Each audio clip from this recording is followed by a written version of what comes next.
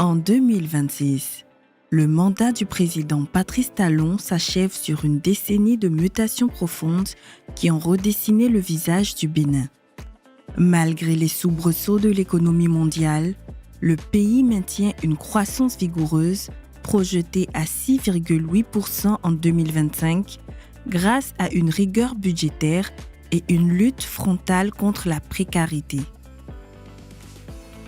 Cette gouvernance exemplaire propulse aujourd'hui le Bénin au deuxième rang des nations africaines les plus transparentes. Au cœur de cette métamorphose, une réforme capitale se distingue par sa capacité à réinventer l'État. La refonte intégrale de l'appareil administratif public.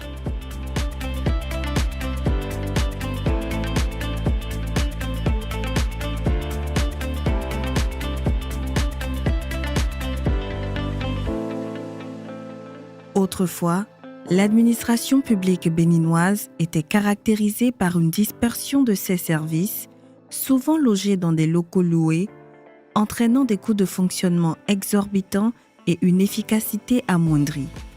Cette situation, héritée de décennies de pratiques peu orthodoxes, rendait difficile la coordination interministérielle et l'accès des citoyens aux différents services. En 2016, l'État était confronté à un défi majeur, l'optimisation de son cadre de travail. Avant l'avènement du président Patrice Talon, l'administration publique était dispersée dans plusieurs bâtiments loués par l'État, et ce qui faisait que l'État dépensait au moins 10 milliards de francs CFA par an pour ces différents baux.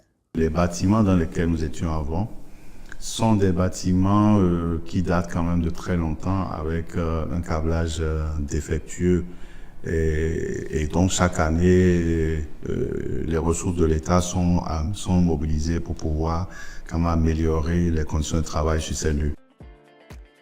Un vent nouveau souffle aujourd'hui sur l'administration béninoise, un vent de rationalisation, de modernisation et d'espoir. Le chemin parcouru est remarquable. La transformation est le fruit d'une volonté politique forte et d'une vision stratégique claire. Grâce aux réformes du programme d'action du gouvernement PAG 1 et PAG 2, le Bénin est passé d'un système fragmenté et coûteux à une approche structurée et centralisée. La cité ministérielle de Cotonou, achevée, est la première pierre angulaire de cette ambition. La cité ministérielle, c'est 10 bâtiments de type R+5, donc ça fait 6 niveaux par bâtiment. 2 ministères vont exploiter un bâtiment à raison de 3 niveaux par ministère.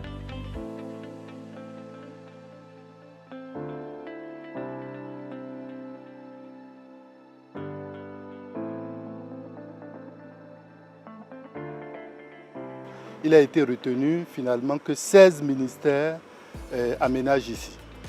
Donc vous avez 16 ministères, à l'exception du ministère de l'économie et des finances, le ministère du développement et de la coordination de l'action gouvernementale, le ministère de l'Intérieur, le ministère de la Défense et le ministère des Affaires étrangères.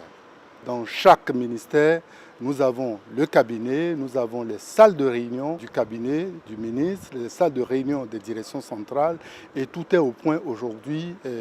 Les fonctionnaires travaillent agréablement sur ce site.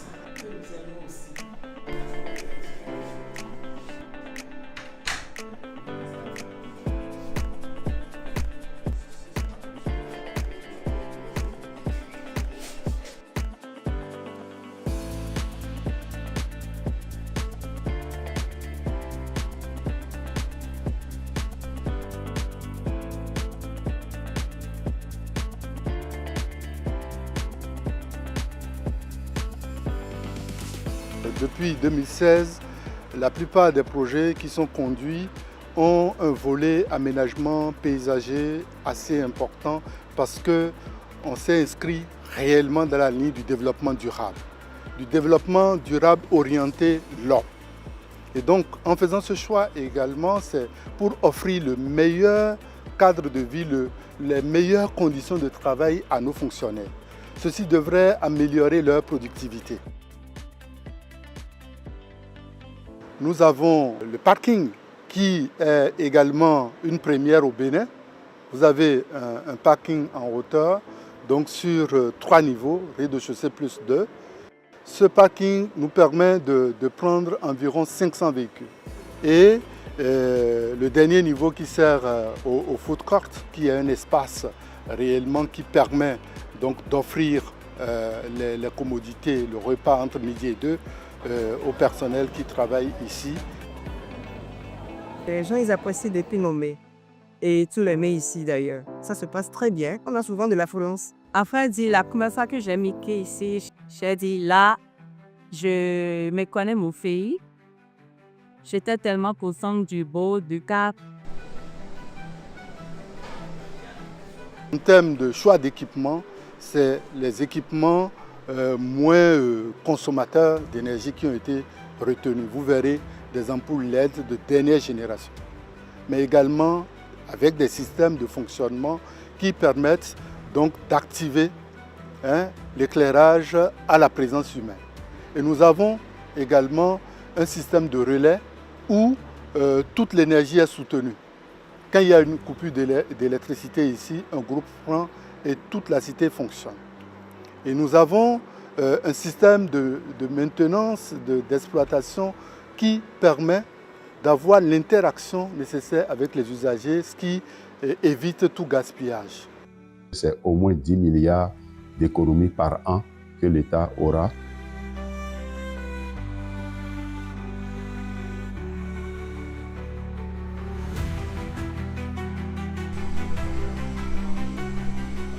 La construction de la cité ministérielle de Cotonou n'est pas qu'une prouesse architecturale.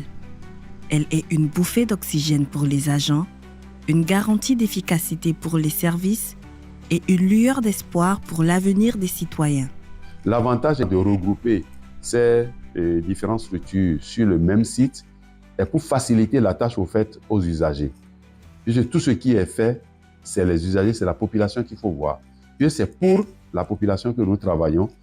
Quelqu'un qui a besoin d'un service d'un ministère, qui vient à la cité ministérielle, n'aura plus à se déplacer à plusieurs endroits avant d'avoir gain de cause. S'il finit avec tel ministère, s'il a besoin d'un autre ministère, il va dans ce ministère-là. Venir ici au niveau de la tour ministérielle, c'est donner un coup de pouce quand même à cette fonction d'agent de l'État, de fonctionnaire de l'État.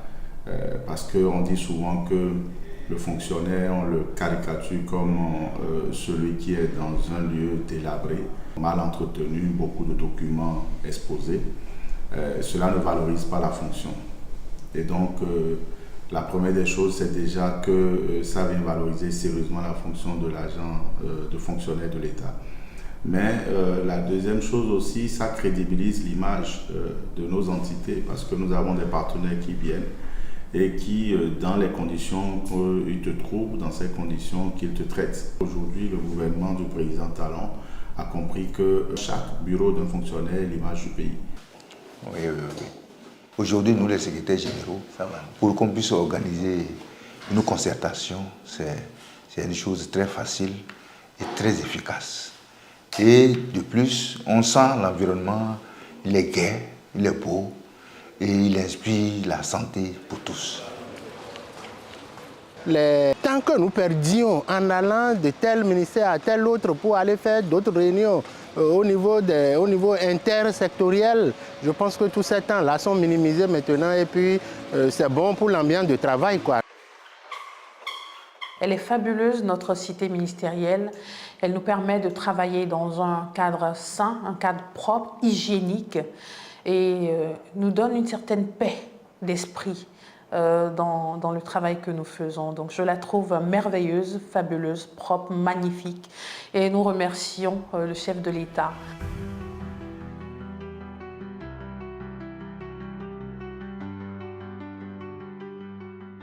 Déjà la semaine d'avant, j'étais venue pour faire des dépôts ici.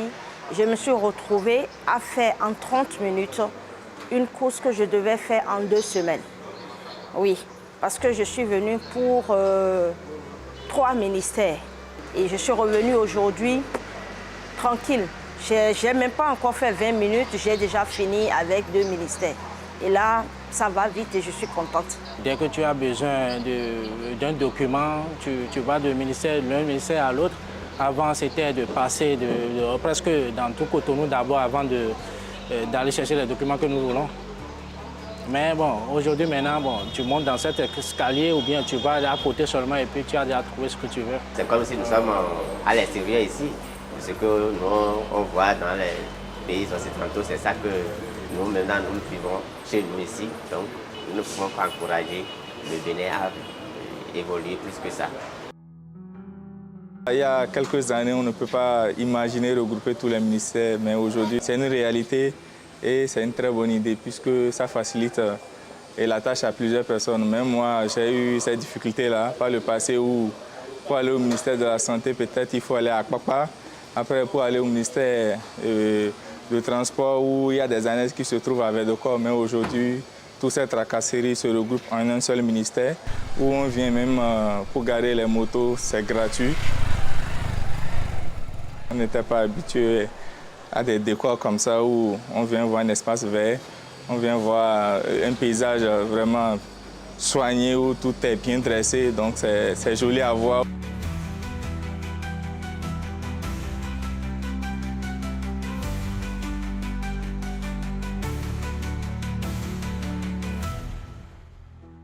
Ce que j'ai vu ici, c'est vraiment un niveau de développement très élevé en termes d'infrastructure.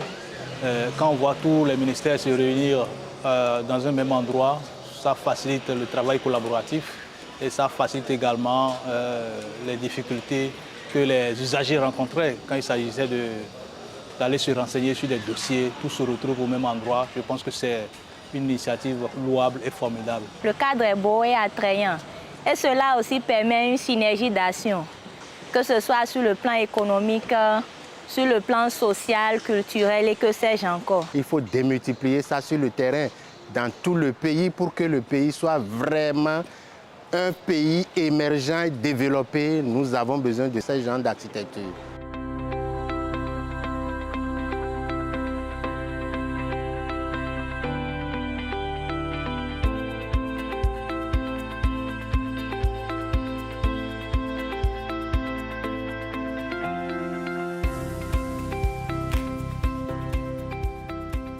Cet engagement se poursuit avec les cités administratives départementales prévues pour les villes stratégiques des différents départements du Bénin, Abomey-Calavi, Porto Novo, Lokossa, Alada, Aplahoué, Pobé, Abomey, Dassa-Zoumé, Parakou, Djougou, Nati-Tengu, Kandi. La mise en œuvre de cette réforme est un investissement massif pour une promesse simple. Celle d'une administration moderne, efficace et accessible à tous les citoyens.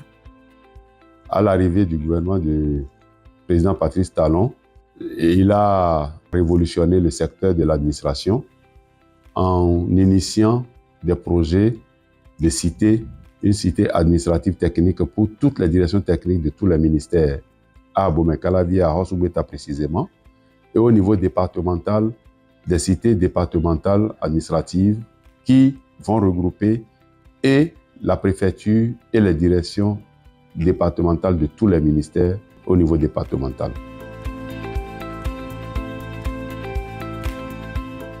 Le projet s'inscrit dans une vision globale de modernisation de l'administration publique béninoise en offrant un cadre de vie adéquat et des équipements modernes aux agents de l'État.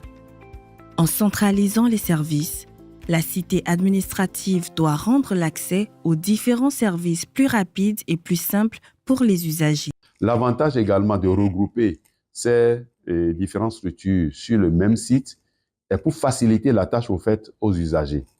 Puisque tout ce qui est fait, c'est les usagers, c'est la population qu'il faut voir. Puisque c'est pour la population que nous travaillons. Quelqu'un qui a besoin d'un service de direction technique, il ira à la cité administrative d'Arosso-Beta. Tous les ministères sont représentés là-bas, toutes les directions techniques de tous les ministères sont là-bas. Donc, vous voyez que ça facilite la tâche aux usagers. De la même façon, dans les départements, désormais, le préfet qui est le maître de terre pour l'administration publique dans les départements a tous ses administrés autour de lui en même temps, toutes les directions départementales autour de lui en même temps. Donc la CAD et la conférence administrative départementale qui se fait périodiquement, les gens ne vont plus tellement se déplacer. Il y a des salles de conférence qui sont réalisées sur chaque site. Ils vont juste se réunir et puis c'est fini. La construction et le fonctionnement de la cité administrative ont également un impact positif sur l'économie locale, notamment en termes de création d'emplois. La cité administrative d'Abomey-Calavi est un exemple concret de ce que représentent les cités administratives départementales. Très avancée, la cité administrative d'Abomey-Calavi s'étend sur un vaste site d'environ 40 hectares. Le projet comprend la construction de plusieurs bâtiments administratifs, notamment 16 bâtiments de type R+3, destinés à accueillir les bureaux des différentes directions techniques et services décentralisés de l'État. Aujourd'hui, nous avons plus de 1200 personnes sur le site afin de respecter la date de livraison prévisionnelle. Nous avons dépassé 50% d'avancement en termes d'exécution.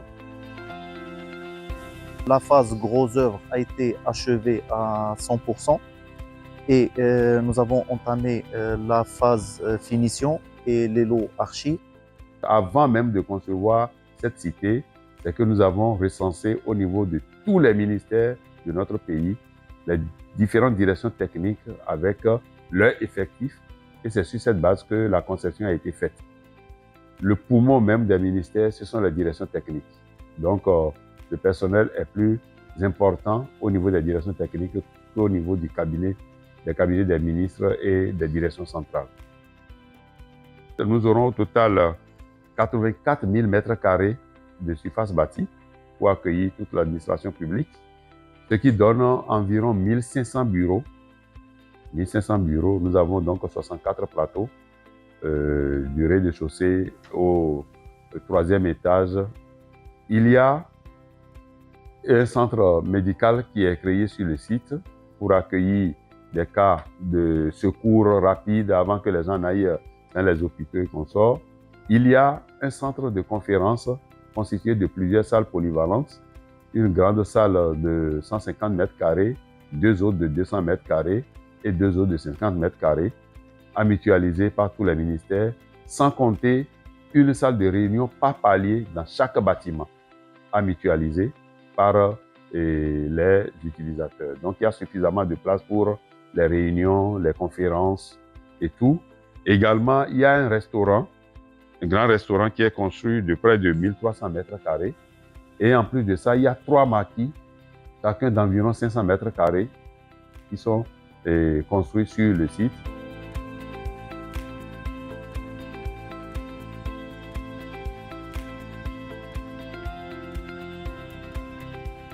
En termes d'aménagement extérieur, il est prévu également des parkings pour motos, pour voitures également, et tout un aménagement paysager. En termes d'avancement, nous sommes aujourd'hui à un taux d'exécution de 62,78% environ. Le gouvernement du président Patrice Talon ne se contente pas des acquis.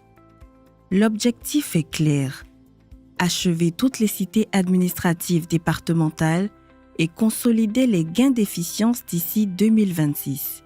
Actuellement, nous sommes sur le site d'Abomey, qui est entièrement achevé tel que vous le constatez.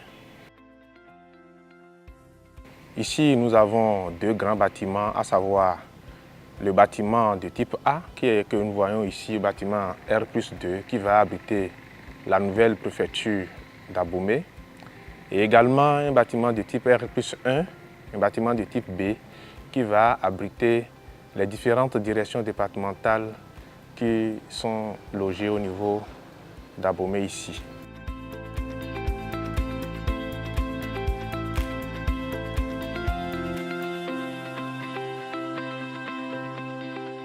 Bientôt, je pense que toute la zone va ressembler à ceci.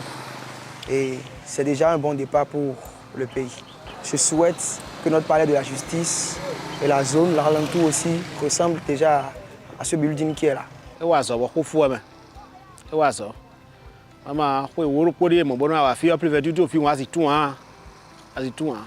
Même si elle est tribunal de sous sous.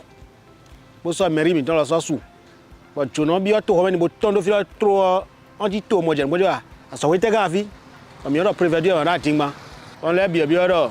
Et nous quand il y a les voir où quand les voyons, elle a envie mettre vle. La composition du site de Dassa Zoumé est telle que nous avons 4 bâtiments de type R+1 affectés aux directions départementales, un bâtiment de type R+2 pour la préfecture, un bâtiment de type R+2 pour le tribunal et 2 résidences, dont l'une pour le préfet et l'autre pour le secrétaire général. Et nous avons également des installations auxiliaires.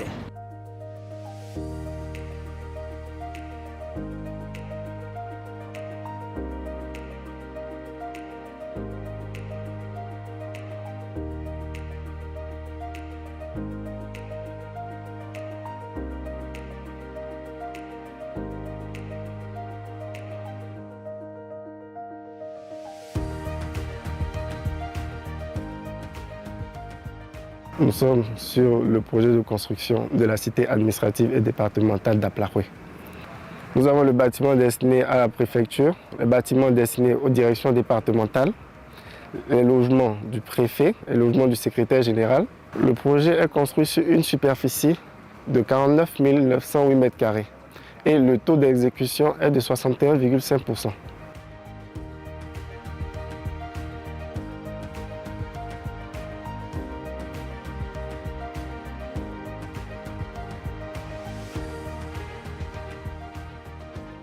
D'une administration dispersée et coûteuse à des cités modernes et efficientes, du défi des charges locatives à des économies substantielles, d'un accès complexe aux services publics à une administration plus proche des usagers et plus réactive. Le Bénin a démontré sa capacité à transformer son appareil étatique. Les cités administratives, couplées aux autres réformes structurantes en matière d'infrastructures de gestion des ressources et de gouvernance, sont devenues aujourd'hui une réalité. C'est le symbole de la dynamique de développement que connaît le pays sous la direction de son Excellence, le président Patrice Talon. Elles incarnent les résultats tangibles des réformes structurelles et de l'allocation stratégique des ressources publiques. Un modèle de réussite qui montre bien l'impact social et économique des réformes entreprises depuis l'avènement de la rupture. L'État est en train de penser à la population et aussi pour alléger la tâche aux fonctionnaires. Comme ça, les maladies vont un peu diminuer aussi. Je l'applaudis, je l'encourage de poursuivre dans ce sens-là.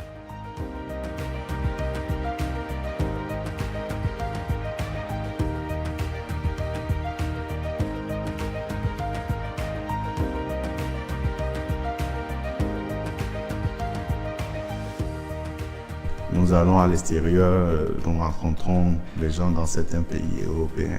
Nous avons vu ces modèles. À chaque fois, nous disons, mais et pourquoi pas au Bénin? Aujourd'hui, nous l'avons. J'appelle vraiment de tous mes voeux que ce soit vraiment élargi et que d'autres fonctions puissent être impactées sérieusement. Les bureaux nous donnent quand même un confort pour travailler. Nous avons aussi moins d'interactions, moins de visites inopinées des concitoyens qui viennent, des gens parfois qui viennent juste vous sonner, peut-être ils s'est trompé et tout. Mais donc, ce dispositif ici, déjà en bas, il y a de l'accueil très professionnel déjà pour ce que nous avons vu jusque-là. Ou dès que vous venez, vous demandez le bureau de quelqu'un, on vous situe directement à l'étage ou au bureau. Donc, c'est une condition qu'il faut renforcer et maintenir dans le temps avec beaucoup plus d'améliorations. Ces premiers bénéficiaires doivent être les tout premiers à sauvegarder ce joyau que nous avons. Donc nous appelons leur attention sur la nécessité d'avoir les comportements éco-citoyens responsables pour entretenir, de par leurs gestes, mais aussi avoir présent à l'esprit tout l'investissement qu'il y a derrière, que nous devons sauvegarder tous pour que dans 10 ans, dans 20 ans, dans 30 ans, quand on arrive, on sente, voilà, c'est les bâtiments qui font la signature et la distinction de notre pays. Je pense que nous allons entretenir ça pour que ça puisse durer longtemps et rester toujours, donner toujours la valeur. On va toujours maintenir cette valeur pendant des années. Nous sommes là pour ça. À travers chaque bâtiment érigé dans nos cités administratives et chaque réforme mise en œuvre, le Bénin consolide non seulement l'efficacité de son État, mais aussi les graines d'un avenir plus juste, plus transparent et prospère pour toute la nation.